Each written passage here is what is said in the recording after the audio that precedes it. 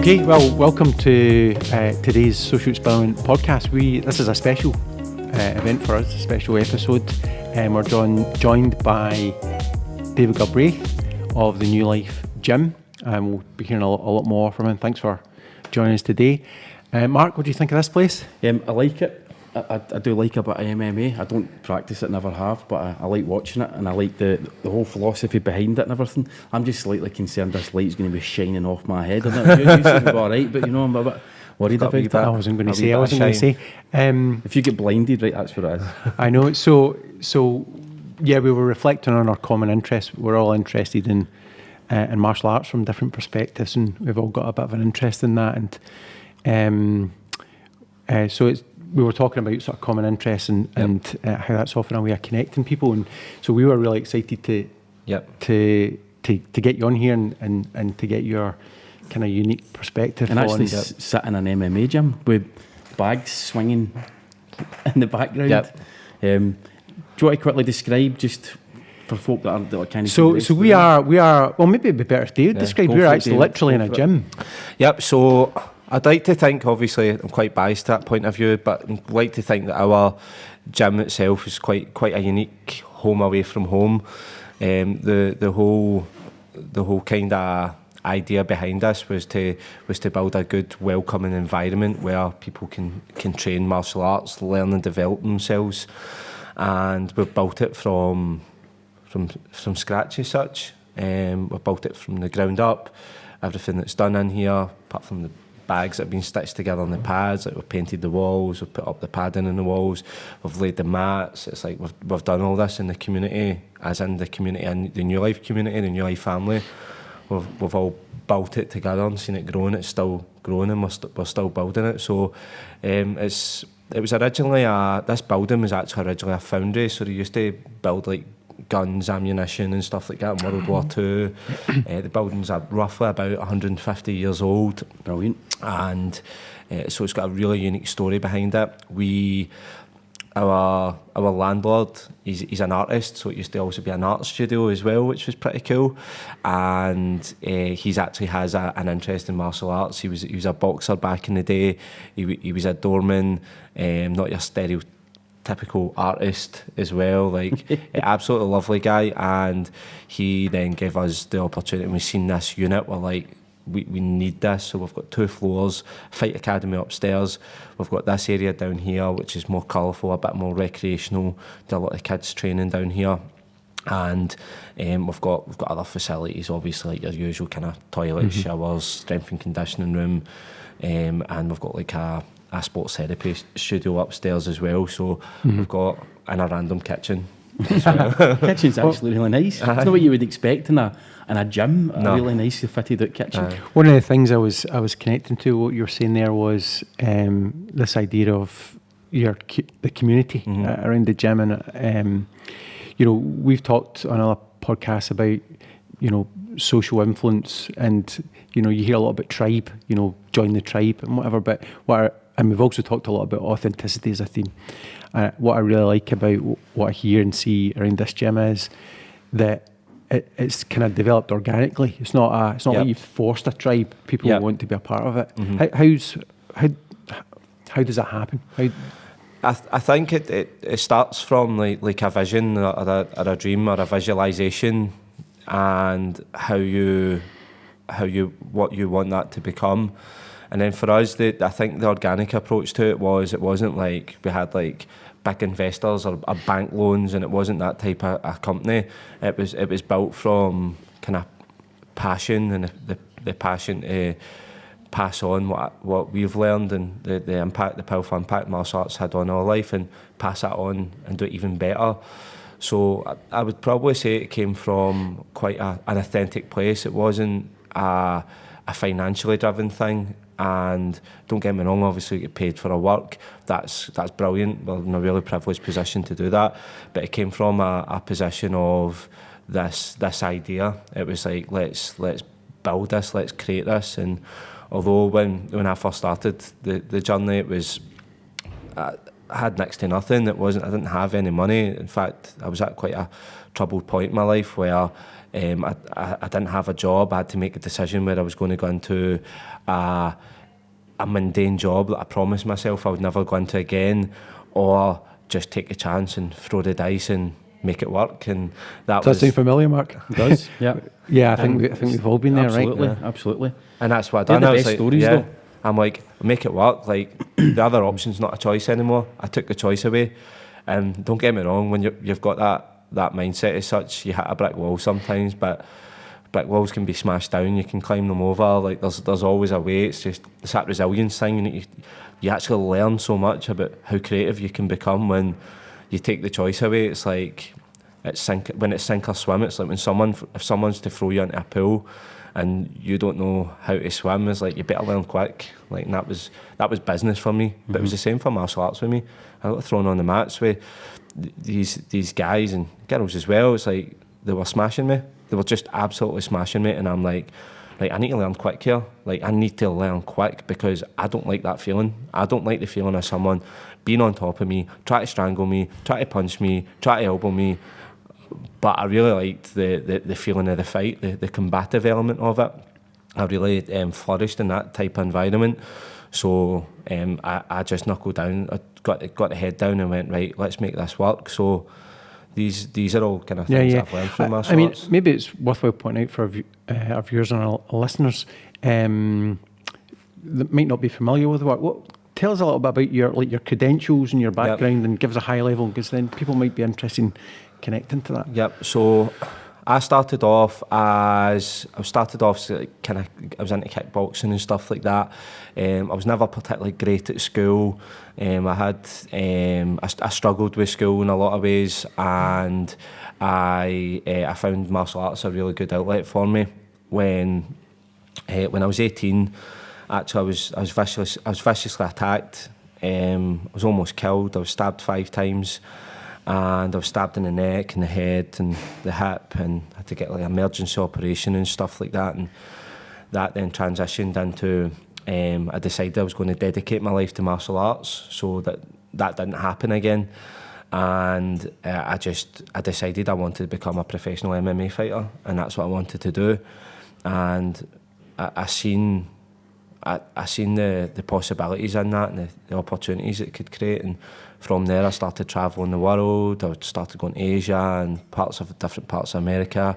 Auditioned for the UFC a few times. Had a lot of amazing opportunities, and had quite a successful career as a pro MMA fighter. That then naturally transitioned into the business side of things. I'd trained at a gym and things weren't working out. Kind of relationships broke down with my coach at the gym at that time, and I never really had other kind of options as such, other places that I could go and train. So, and that's when my professional fighting career went. I'm going to build my own fight team. I'm going to create my own fight team, and that naturally transitioned into, obviously, I'm going to create my own business. I'm going to build my own business, and now at this point, I still compete in jiu-jitsu. I'm retired as a pro MMA fighter, but I do a lot of work coaching now. So I'm a coach. I coach amateurs and professionals, and I specialise now in working with the kids who were like me in school, who were maybe struggling with the school system, they're struggling with the school environment, and I'm not only giving them the outlet of martial arts, it's giving them the more advanced level than maybe what I was getting from it. It's like advancing on it. It's a progression, a natural progression of it. And I can vouch for David's training methods. My little boy Felix comes to his Saturday morning classes, and they're smashing. I often watch from the sidelines, and what I really like about the classes it's not just the physical aspect. It's, how would you describe it? It's the social boundaries, and social, it's about big thing. Social's huge. Relationships. Felix is brilliant. He's such a good kid, and teaching him to ask questions. But I don't need to teach Felix that. Felix has given me like some really, really good questions.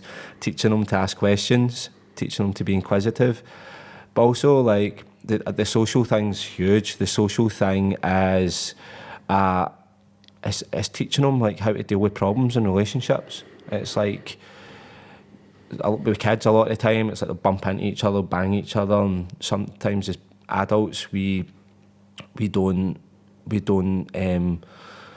appreciate how big their problems are because they seem so small to us in our kind of big distant world. It's like their wee social problems are just as important, if not more important than ours.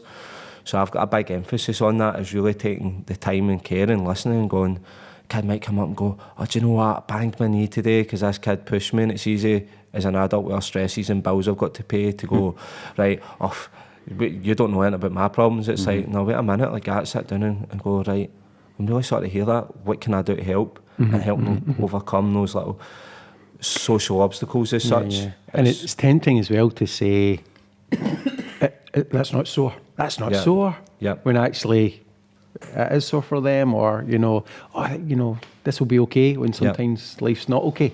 Exactly, and having these conversations and when I'm interacting with these kids as well, I understand like that's a relationship. It's like it's not just like I'm the coach and I tell you what to do and I expect you to do this. It's like it's not like that. Like I don't believe in that, and I try my best. I don't think I raise my voice at the kids. I probably like bring the tone of my voice down or up. I don't shout at them. I certainly try not to get angry with them.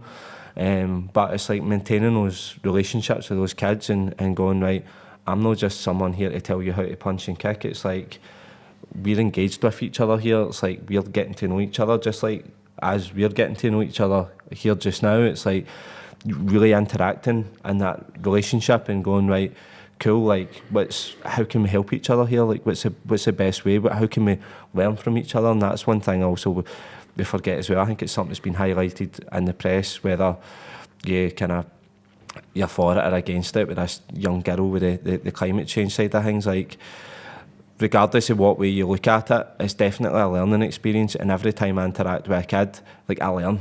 I think we forget as adults that we were kids as well one time. We get really detached from that. It's like staying connected to that is such a powerful thing, and going, right, okay, right, we're still connected. I was a kid, I've got the experience here, like I can help you not make the same mistakes as me, but actually you can teach me stuff, because we obviously we get programmed through our life and start learning things on a subconscious level that we say or that we do that we forget about, and it's quite automated, as well. Kids are like, they're more pure in that sense, where they'll maybe say something or do something, or maybe they'll challenge what you've got to say, and you're like, oh wait a minute, I could be wrong here. Like, or they might say something really insightful. So I learned so much working for kids, especially the kids who I work with who are maybe having what would be called behavioural issues in schools, or they're maybe struggling with the school system. It's like the education I've got from working with those kids has been so concentrated. But it's the same as like combat as well. It's like when you get into combat, it's like a vacuum of education.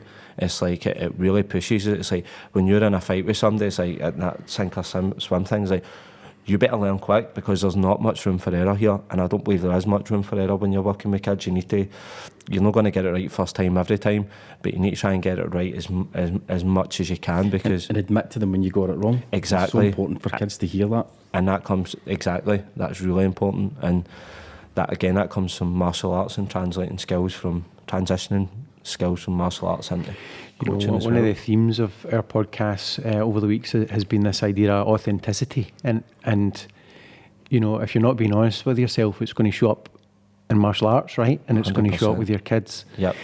People struggle with that. How come people struggle to be honest about their failures and about their... It hurts, man. Like it's painful. What, to admit it or to experience failures? I would say a bit of both, because when you experience a failure, I was speaking to one of my guys about this last night, you experience a failure or a shortcoming within yourself, whether it's in your own psychology or your own behaviours, you have to relive that. Like I've seen like fights, like after I've got beat, it's like to actually go back and watch that fight, it's like you need to sit and criticise yourself and look at your failures and your shortcomings. Like that is for me, I know that's tough.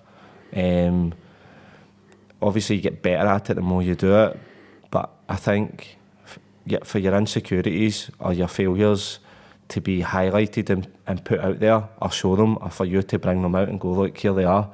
Like, I think the failure and the loss can hurt, and actually showing it and going, right, here it is as well. It's like you're almost reliving it. So, see, you know, we live in a world where we live in the world of the participation medal for kids. So they do school sports, everybody gets a gold star, well done. Yeah. Right? And when I was growing up in the 70s and the 80s, you know, you had to work hard. If you wanted to get that wee, whatever it was at school sports, you had to work hard. Do you think that that martial arts, kids being involved in martial arts and recognising that you're not always going to win, you do need to make improvements, you need to put work in a fight or whatever it is in training, is going to stand them in better stead as adults? They're not going to be as entitled, maybe, you know, to win at everything.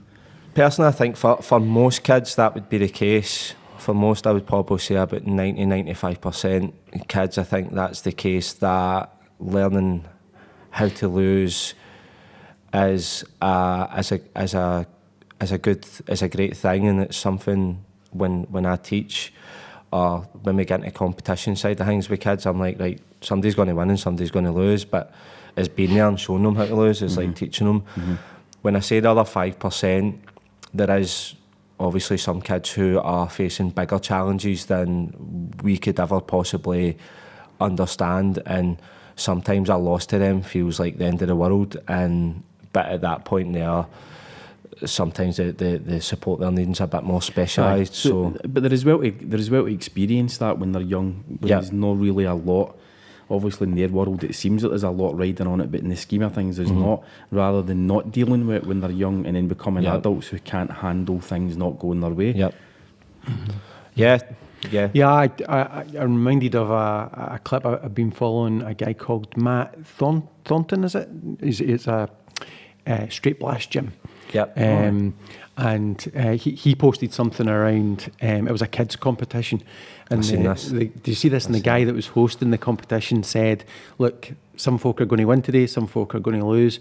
And he's addressing the parents and he's saying, look, don't take your kid aside and say, you know, it was a mistake that you didn't win today, or, you know, gave them all the possible excuses and addressed them all. Like, don't say, it was your belt that was loose or whatever the thing was. You know, if you got beat today, it just means that the person, bested you that day, and like, what can you learn from it? I thought that was a really cool lesson. It went viral, and it was something a few people actually shared with me as well. And obviously, it's relatable to the work that I do. But I probably agree with everything that he said on that. I think it's such a powerful lesson, is learning how to lose. And if you don't get that early in childhood and you're trying to learn it as an adult, it can be a hell of a lot more difficult, because I'd say we're less pliable in terms of actual to changing these things, definitely. In terms of our own mindsets, and it can to change that mindset can be a much more painful experience. It's obviously person to person, but So we started a conversation over coffee another time about whether martial arts is necessarily good for teaching personal development, and I can see a lot of folk that teach martial arts and claim that it's going to be good for personal development, but really they're just hitting people about, and it's like there's martial arts, they're claiming personal development, but the two are not integrated. But of course, martial arts can be really useful for teaching, tenacity, goal setting, dealing with failure and what. So what do you think's the secret sauce? What's the ingredient that you need to make out of the martial art, the personal development? I think there's many different ways to answer that. I think the bread and butter's the coach. Like, anybody can say they teach martial arts, but if you've got bad intent behind that, then you're not really going to be a good coach. So if your intent is just in controlling, dominating people and hurting people, then I don't really think that's you'll develop you'll get good at doing those things. In fact, you might not, because that person's behaviour towards you isn't going to be a nurturing one. Like, it's not going to be a nurtured environment.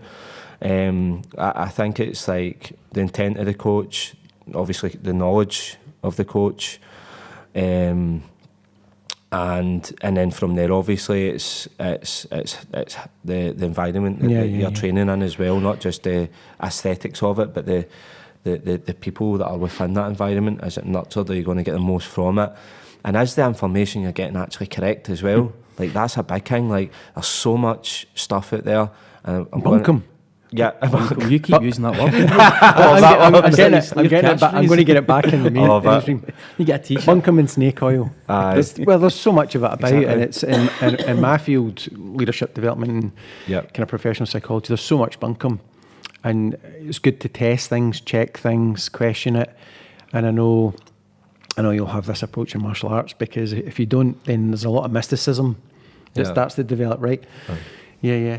So how has tell us a little bit about how this approach and your kind of, I guess it's a personal philosophy, has developed, not just in your business, but you're also taking it to work with kids in a wider context now. As in terms of how how it's transitioning or where it's going? Yeah. Well, I'd say in terms of my own philosophy and how that's kind of went into the structure of the business and how it's going out, I'd like to see that I'd say part of my philosophy is actually seeing that my work is having a benefit on the community and society. So that's when I had a real revelation, I would say, a few years ago, is actually finding, obviously evaluating, talking about that evaluation thing, seeing where you're at, seeing what's right, seeing what's honest. And I had this kind of, call it a revelation, when actually I wanted to find out what my real purpose was in this life. I'm quite a deep thinker anyway, and what my purpose was. And I looked at nature for a lot of that. Like, I looked at nature and looked at like animals and bees and other humans and stuff like that, and it really intrigued me. And that's when I started getting into a lot of kind of the education side of things and developing myself. And I really found that for me to fulfill my purpose in my life is to have a positive impact on community and society. And that's why I do a lot of work in schools now, is actually like going out there and having that positive influence. And also longer term as well, is actually building on that and making it bigger. I mean, ideally for me, and I spoke about this kind of idea a few times, and I'm actually heading towards it, much like when I built my gym, my academy, our academy. This is mine's, my wife's, our extended family, the coaches here. I'm not like the boss of it. It's like, it's ours as such. Obviously, I need to take a leadership position in that sometimes, but my next vision is to create an actual school as such, where we can actually, like the kids I'd spoke about, the kids that I work with, the kid like me who wasn't functioning in that system, I wasn't, you could argue whether that wasn't designed for me or I wasn't designed for that, is to actually create that school, is create that school with not just my philosophies, our philosophies, the like-minded people who are invested in building that kind of, that better. And you're already doing work in schools. Can you tell us a little bit about that? So the work I'm doing in schools just now is basically, I don't know, like I got kicked out of class sometimes, but basically the kids who we would see who got kind of kicked out of class, like if you remember back in school, like there's always like one or two kids, and obviously they deal with it different now. So I get like those kids who are struggling in class, and I've got them all in one class. So again, when I was thrown into that situation, like here's all those kids, like deal with it, and it's like sink or swim time, and it's like learn quick. So now what I do is help those kids deal with the issues and challenges that they're facing, whether it be social issues, whether it be aggression's a big part of it. It's like aggression's a really good way to cover up your insecurities. So we're talking about those failures that you experience. Kids are facing these failures in life and in school every day. So a good way to cover it up and have that insecurity kind of brought up is like to be aggressive, and that's where I come in, because obviously being from a combative world, it's like... Can you just put them in a bulldog choke when I've done it? Not quite, no, maybe the first session. Build up to that. Nah, so, but it's showing them how to kind of control their aggression, control your behaviours with their anger, and maybe showing them like some of the violent behaviours aren't the way to go. So I'm working with kids who are maybe struggling with the mainstream structure. They maybe got things going on at home. They're just struggling. A lot is coming out as aggression. I actually worked recently, it's a fascinating story, this one. I worked recently in Campbelltown. I got a phone call from a teacher, deputy head.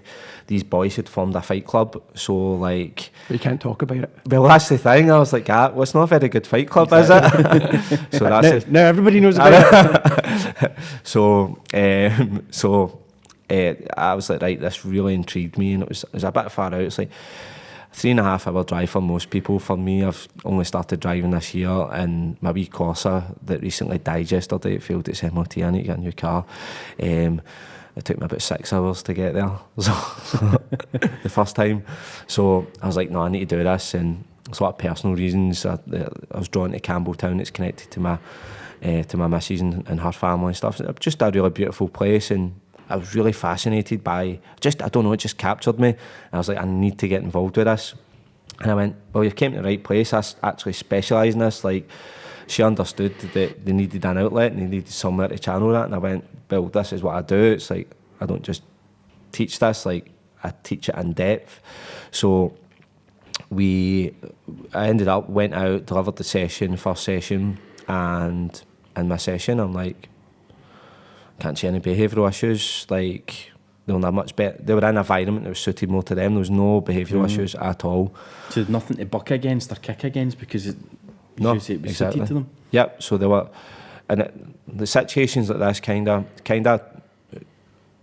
for me, I can see it firsthand, but it quantifies what I'm saying here is like they're struggling in different areas of school, social situations, environmental situations. But to look at it in the face, it's a beautiful place, it's a beautiful school. They've had a lot of money, they've just built it. The facilities are phenomenal, like stuff that I've never had exposure to as a kid, at least, maybe in my adult life, yeah. Just phenomenal facilities, but it's the issues are social and behavioural. So, but when we're practicing martial arts, guess what? No violence, no aggression, no confrontation, no cheek, no disrespect, if you want to call it that.